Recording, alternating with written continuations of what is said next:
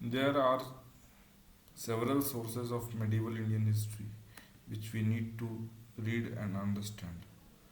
The medieval period in Indian history is the period which is basically seen as the period from 800 AD to about the end of the 18th century. The end of the 18th century saw the capture of power by the British rulers and many other European rulers in India. The capture of power by British rulers was mainly due to the political defragmentation of India and several other factors which led to the decline of the Mughal Empire and the rise and growth of British rule in India. The rise and growth of British rule in India is a different subject and altogether needs a different focus and different field of study. But before we understand the medieval period, let us see what are the sources of history which helps us to study the medieval period in Indian history. The medieval period is a period is the period basically which spans about 1000 years from 8th century to 18th century. And this terminology medieval is borrowed by Indian historians from the European historians. And the medieval period in European history, it roughly existed from 5th century to 15th century. The rise and growth of uh, different types of kingdoms, empires, and political defragmentation in Indian history also indicates the rise and growth of medieval period, or a term which is called as the stability or the economic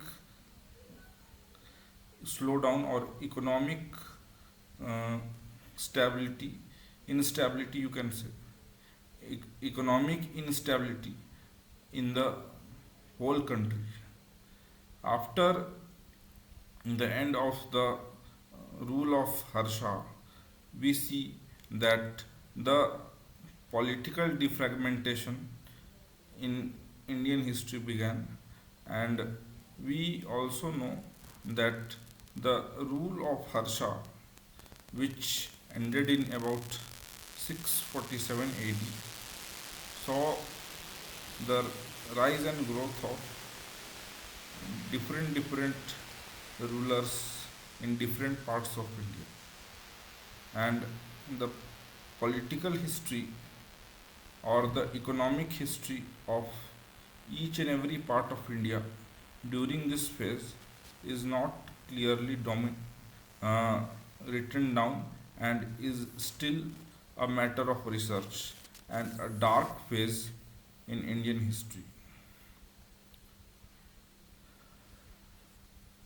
But attempts have been made by several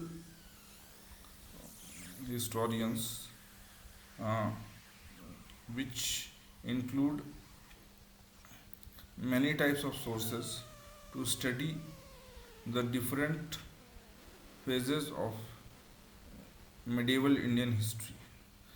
For the sake of convenience, we can classify the sources as literary, archaeological, numismatics, religious literature, and the recent developments which are always taking place, and we need to be aware of the latest news and recent developments in every field to update our knowledge.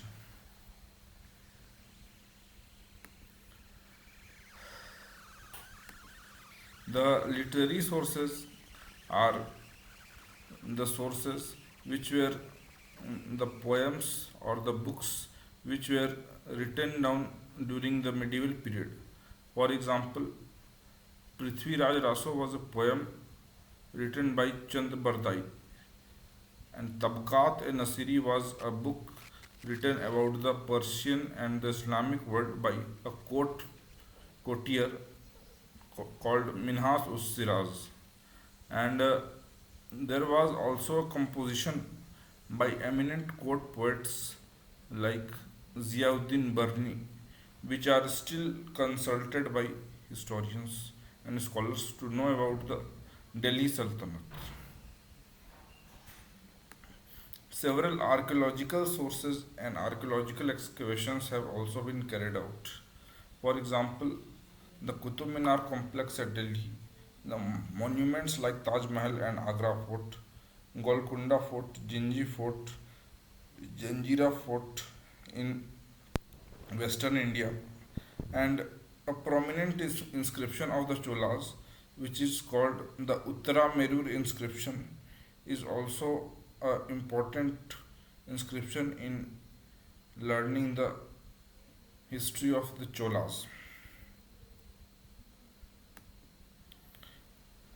Numismatic sources play a very important role in carrying the study of the medieval period of Indian history. For example, the period from 650 to 1300 AD saw various types of coins and coin related materials scattered all over the Indian subcontinent. The Chola coins show different types of uh, state power and authority, and coins have been mainly studied by European scholars. One of the prominent scholars who has studied the coins in early medieval period is John S. Dell. He is a American scholar and has studied and contributed a lot towards the study of numismatics and economic history of early medieval period of Indian history. And this study has helped the scholars to link the early medieval history to the mainstream medieval history like the Mughals and the other regional powers of India. The religious literature has also contributed a lot towards the study of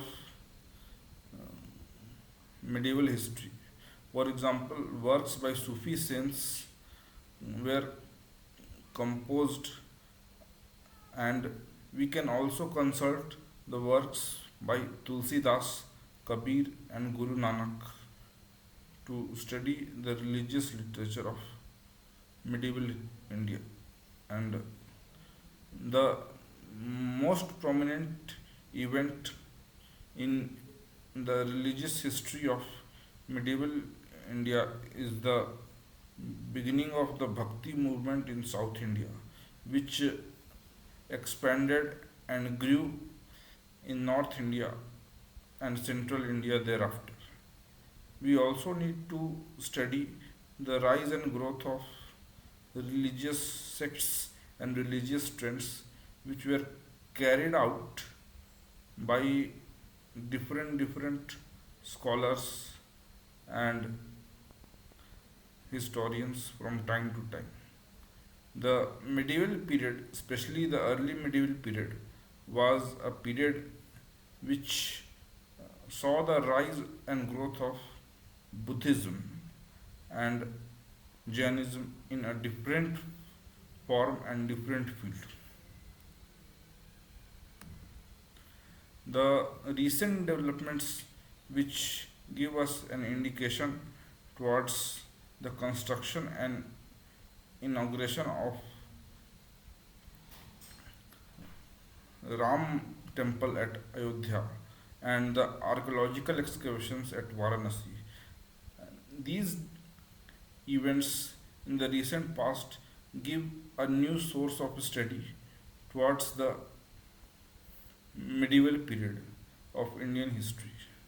The medieval period or the middle period thus saw many rise and growth and different types of political activities, economic activities, which led to the rise and growth of many types of empires and further connection of India from the other parts of the world. The other parts of the world which saw the rise and growth of different cultures and sects also influenced medieval Indian history, and they made a great contribution in shaping the culture, religion of medieval India. We will study more in the upcoming videos. Thank you.